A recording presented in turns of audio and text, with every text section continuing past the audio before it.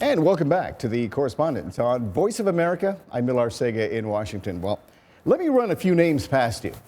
Debbie Reynolds, Carrie Fisher, George Michael, David Bowie. Well, chances are you can probably see their faces, hear their music playing in your head. In fact, wherever you live, you probably enjoyed their movies or even hummed along to some of their songs. But they're just the latest in a long list of celebrities we've had to say goodbye to in 2016. It's a sad year. Now, to help us talk about the loss and some of the lasting memories these artists leave behind, I'm joined by our own VOA stars. And if you've ever listened to VOA's Top 5 Music Countdowns, you probably already know our arts and music broadcaster, Nikki Strong. Welcome, Nikki. Finally, we have you. And we also have one of our top social media reporters in the house. Please say hello to Andrew Palczewski, who I've, of course, had the pleasure of working with on hashtag VOA. So good to have you back on the set, guys. Good to be here. So Andrew, let me start with you. Judging from all the posts I've seen on my Facebook page, 2016 is absolutely the worst, most terrible year that ever has been. George Michael, Carrie Fisher, and then her mother, Debbie Reynolds. Is 2016 cursed? Well, you take your pick of any of the celebrities that we lost this year, and you're going to see a lot of social media reaction from the fans. But I think that two of the underlying kind of principles why this was so-called the worst year, one is the amplification effect of social media. You know, it used to be when celebrities passed away, we'd hear about it in the news for a couple days, maybe see it in the in memoriam at the end of the year, and that was it. Now we're seeing, you know, when you hear a Prince song on the radio, people are tweeting about that. When you see Carrie Fisher in a movie, you tweeting about that. I've seen hundreds of video clips and quotes from Carrie Fisher and Debbie Reynolds over the past few days, and I'm going to continue to see that. So that amplification, I think, keeps bringing it back into our lives. That's why it feels so bad. That's why it feels so bad, and it feels so current. And the other is part of that, the recency effect, the fact that we're living in 2016, we're living through all of these deaths. They're the ones that we're recalling in our minds. And to that point, you know, I went and looked back. I was curious. 2014, we lost Robin Williams, Lauren Bacall, Maya Angelou, Philip Seymour Hoffman, and Lauren Bacall and Robin Williams actually died within a day of each other.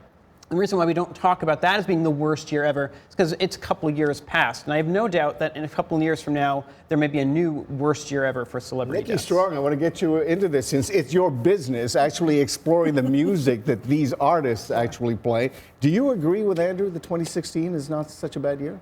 Well, I mean, I think it's what makes it so hard to deal with is the social media aspect, because the communities of fans are now in a public space. So before you mourned, you could go to the club and mourn, you go to your house and mourn, we you hang out with your friends. Before Facebook. Exactly, and so now we're seeing all of this. So people are mourning in different ways. I mean, I was a big Prince fan. Part of my Twitter account is dedicated to Prince. So if you follow me, once a day, twice a day, you're going to get a story about Prince, a picture, a video of a performance. And it's one of my ways of celebrating his legacy. And you find other people within that space who participate. Prince passing also had a very profound effect on me. I found myself nearly in tears hearing When Doves Cry.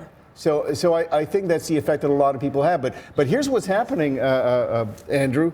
The moment somebody dies in 2016 and beyond, instantly, in seconds, my entire Facebook page, Instagram page is full of these posts. So that amplifies the impact of this loss. It does, absolutely. And I think part of it, too, is just a human condition. People tend to remember the negative things. We always say in the news, if it bleeds, it leads. So people remember a lot of these deaths and things. But when we look back cumulatively at 2016, there were a lot of great moments. In fact, if you look at the top moment on Twitter this year was the Rio Olympics. And it was such a great moment for the world to come together for those 3 weeks.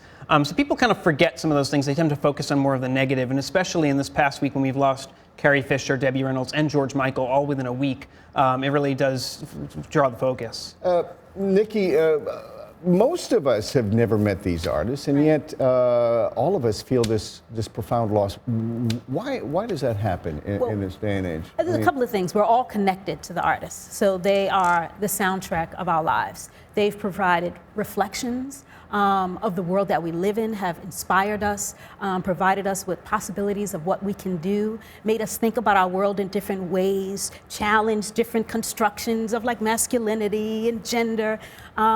And so when they die, because they are the soundtrack and they've impacted us so well, there's a part of us that mourns. And I think that's part of it. I think another reason why some people really feel sad depending on how they die. So Prince, for example, dying alone in an elevator. When you think about how special he was to you, and you don't want someone to die in that Sure. way. So that, I think, also adds to it as well. How much, Andrew, did the Hillary Clinton's loss and the rise of the alt-right and Donald Trump have to do with this sense of mourning that a lot of millennials and a lot of younger people feel, who tend to be, less conservative? Yeah, I think it had a big impact. I mean, I just think generally this year there was a lot of contentiousness around the world, whether it was the U.S. election, whether it was the Brexit vote, whether it was in the Philippines, and even the crisis in Syria. There's just a lot of conflict around the world. And so I think that kind of clouds the judgment, too, of 2016, people saying it's the worst year ever. Now, that being said, if you're one of the people that voted for Donald Trump, this may be the best year ever for you. So it depends, too. It's hard to paint everyone with one brush. It's unless very you hard. were a Carrie Fisher or a Star Wars fan. Unless you were a Star Wars fan. But I think for most people, they'll look back at 2016 with the passage of time, when they have some time to reflect on it, as maybe a mixed year. Nikki, what are your viewers and listeners telling you? I mean, how are they coping with this? Are you doing anything on your program to honor some of these artists that we've lost? Well, one thing that's great, one of the programs we have is Border Crossings, which is an all-request show, so people can call in Fantastic live. show. Yes, and so they can hear David Bowie, Prince, the Glenn Frey, Merle Haggard. They can hear anyone who has passed away and anyone who is alive. So that becomes a means by which our listeners were able to share their stories and celebrate and reminisce on the artists that they miss. And then also all of us as talent, VOA1 is a pop music station, so we talk about some of these artists in historical terms and give some perspective. So if we play a Lady Gaga song, Lady Gaga is definitely impacted by Bowie, so that becomes a means by which to talk about Bowie. Or if there is a song that samples Prince, for example, Right. or an artist that is singing and doing a Prince riff, and we say that comes from Prince, making those connections, because we do all come from somewhere. Music is the universal language, and that's something that we speak in here at VOA. And as Andrew said, 2016 has not been that bad. So continue living on. 2017, here we come. Yes. Thank you, Nikki Strong and Andrew Palczewski and all of our other guests today. That is our final show of 2016, but we promise to be back next week for yet another edition of The Correspondents. In the meantime, stay up to date with all the latest world news. Just visit our website at voanews.com. You can also check out all of our shows there.